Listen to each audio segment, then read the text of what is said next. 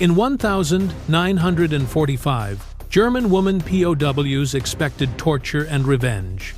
Instead, a simple meal awaited them. What happened next? Shattered propaganda, fear, and everything they believed about the enemy.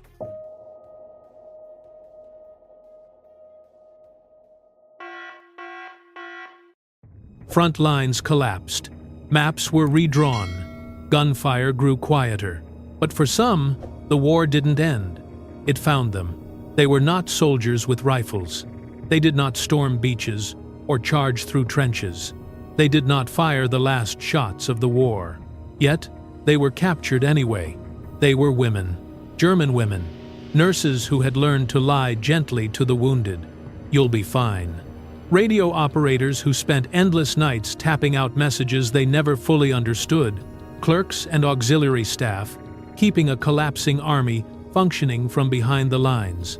Officially, they were called Wehrmachthelferinnen, support personnel, but history would remember them differently as German women POWs.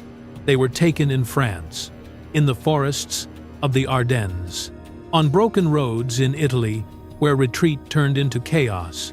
Some surrendered, some were simply surrounded. Most were exhausted, underfed, and deeply afraid, because before they became prisoners, they were listeners. They had listened to years of propaganda. The Americans are brutal. They will humiliate you. Women will not be spared. These warnings echoed louder than artillery. So, when American trucks arrived, when barbed wire closed behind them, their fear didn't come from chains. It came from imagination. They stood in long lines, thin coats, hollow faces, eyes darting for danger that hadn't arrived yet. Many hadn't eaten properly in months. Back home, Germany was already starving, cities reduced to rubble, food rationed to the edge of survival. And now, they were being shipped across an ocean, to a country they had been taught to fear, America. No one told them what awaited them there. No one explained the camps, the rules, the silence. They only knew one thing. They were on the losing side of history.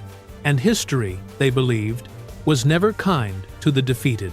So, when they were told to sit, when something unfamiliar was placed in front of them, no one reached out. Not yet, because whatever came next, surely, had to be worse. Or so they believed. But what awaited them was not violence, not punishment. It was something far more unexpected. And for many of these German women POWs, it would forever change how they remembered the war. Stay with us, because the real shock wasn't captivity. It was what waited on the plate. Before they ever became prisoners, they were already starving. Not the kind of hunger that lasts a day, but a hunger that stretches across months, sometimes years. By the end of World War II, Germany no longer felt like a country.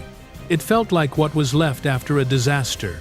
Cities that once glowed with light were reduced to blackened brick walls, streets buried under dust and ash, windows shattered, homes without roofs. There were no markets, no shops, nothing left to buy, even if you still had money, because money had lost its meaning. Food was the only currency that mattered. Official civilian rations were listed at 800 to 1,200 calories a day. On paper. In reality, many never reached that number, especially women, those who stood at the end of distribution lines, those who stepped back so the elderly could eat, so children could eat, those who had learned to eat last, and often, not at all. So, what did a daily meal look like? A bowl of soup so thin, you could see the bottom, a slice of dark bread, hard, heavy, made from the cheapest grains still available, and coffee that wasn't coffee at all, roasted barley, dried beets, no sugar, no milk, no meat. Meat had disappeared from everyday life, long before the war ended. This kind of hunger doesn't make people collapse right away. It teaches them something far more dangerous. It teaches them to adapt, to ignore an empty stomach, to stand up slowly so the dizziness passes, To break a single piece of bread into parts that must last an entire day. And worst of all, it teaches them to stop hoping to ever feel full again. So, when these women were captured, they didn't enter POW camps with normal bodies. They carried hunger with them, a hunger that had already eaten away at their strength and their thoughts. Because when you've been hungry long enough, you stop thinking about the future. You think only about the next meal, if it exists. And while they carried that hunger across the ocean, on the other side of the Atlantic, there was a completely different world. America. A country whose cities had never been bombed, factories still running, farms still harvesting. Food wasn't something you fought for. It was expected. These two worlds had never touched, not until those women were put on ships. From a starving, frozen, ruined Europe to a land they had been taught to fear, yet one overflowing with abundance. They didn't know that. No one told them. No one prepared them for what was coming. Because when a human being has lived inside hunger for too long, a meal becomes more than food. It becomes memory, comparison, and the collapse of everything they believed was true. That's why a single plate placed on a table would soon be enough to make grown women cry, because the greatest shock they were about to experience had nothing to do with captivity. It was waiting right in front of them. They were taken to POW camps in Texas, names that meant nothing to them at the time. Camp Swift, Fort Bliss. To them, these were not places on a map. They were just wide, unfamiliar spaces, hot, silent, and far from home. They were told to sit. No shouting, no beatings, no threats. Just sit. That alone was unsettling. Then the metal trays were placed on the tables, calmly, casually, as if this were the most ordinary thing in the world. And on those trays was something they had not seen in years. Bacon, dark golden, edges crisp, shining with melted fat. Next to it, fried eggs, the yolks still soft, steam rising gently. White bread, soft, not the hard, dark bread they had learned to chew slowly just to survive. A small square of pale butter. And then, coffee. Real coffee. No one touched anything. The room fell so quiet, they could hear their own hearts beating. One woman whispered, barely audible, "Is this for us?" Another stared at the meat, then at the American guard, waiting for the trick. The hands began to shake, not from cold, but from disbelief. One woman lifted a piece of bacon to her nose. The smell of hot fat, real meat. She closed her eyes, and she began to cry, not loudly, no sobbing, just tears, spilling without permission. No one wanted to be the first to eat, until one woman did something very small. She broke off a piece of bread, a very small piece. She raised it to her mouth, paused, then took a bite. The room held its breath. Her face changed. Not joy, not a smile, shock.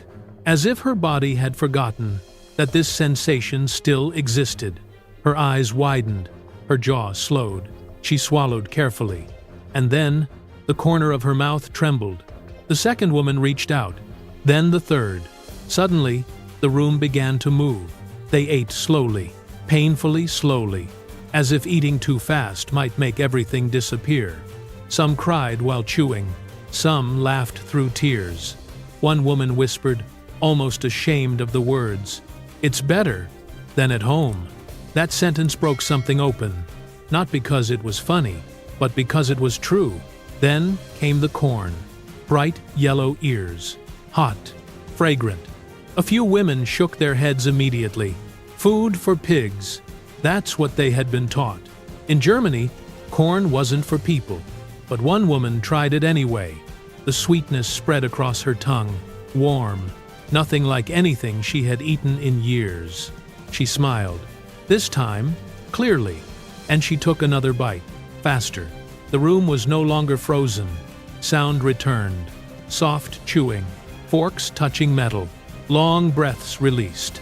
Some women closed their eyes while eating, as if not looking, would make it more real. Some held their bread with both hands, not from greed, but from fear of dropping something too fragile to trust. Then the chocolate appeared. Hershey bars, small, wrapped neatly. Some women didn't eat them. They hid them, in sleeves, in pockets, anywhere they could, not because they wanted more, but because they were afraid. Afraid this was a single moment. Afraid tomorrow there would be nothing. Later, one woman would say, "I had never eaten so well," not because the food was extraordinary, but because she had forgotten what it felt like to be full. In that room, for a moment, the war disappeared. There were no victors, no defeated, no Germans, no Americans, only human beings, sitting in front of a hot meal. And in that moment, everything they had been told for years began to collapse, not through arguments, not through weapons, but through a soft piece of bread and warm bacon on a metal tray. For those German women POWs, this was not just a meal. It was the moment they realized they were still human. For these German women POWs, the shock did not end with a single meal. The next day, the food was still there. And the day after that? And the day after that? It wasn't a gesture of pity. It wasn't a one-time exception. It was routine.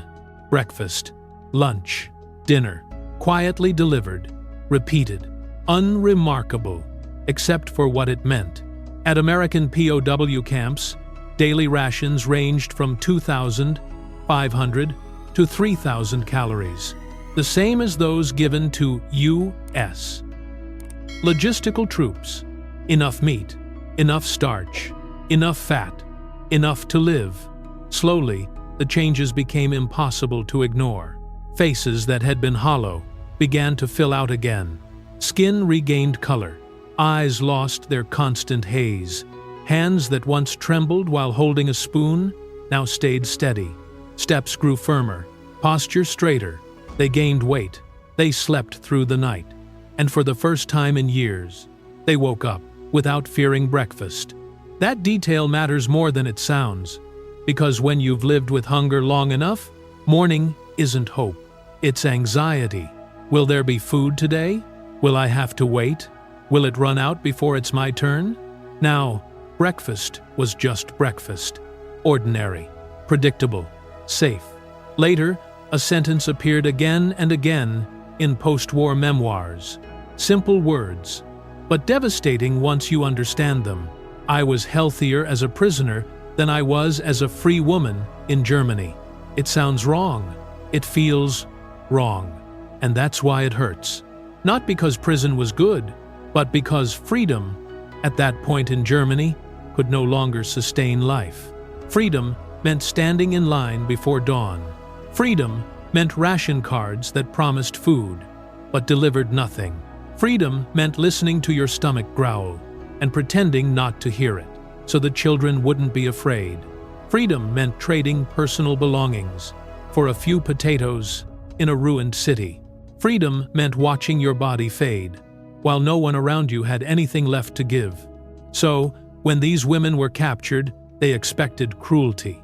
Instead, they encountered a system: food, medical care, structure. Not kindness in words, but consistency in action. From a historical perspective, this was no accident. The U.S. military followed the Geneva Convention. Prisoners of war were to be fed adequately, given basic medical care, treated as human beings. But behind those legal obligations was something deeper. Humanity was also a form of re-education, not through slogans, not through lectures, not through force, but through lived experience. Because when a person expects the worst and instead receives dignity, everything they were taught to believe begins to weaken, not all at once, but slowly, quietly. These women never forgot they were prisoners. They never forgot the war. They never forgot what had been lost. But they carried something else with them, the memory that even in the middle of hatred, there were moments when people chose to act human, This story does not argue that war can be good. It says something smaller and far more uncomfortable, that sometimes a meal can dismantle lies that took years to build, that humanity does not vanish completely, even after war. And maybe peace does not always begin with treaties. Sometimes it begins with a plate placed on a table, and a person realizing, I am still being treated as human. So let me ask you, if you were in their place, standing on the losing side of history, would you have the courage to trust something good coming from the other side?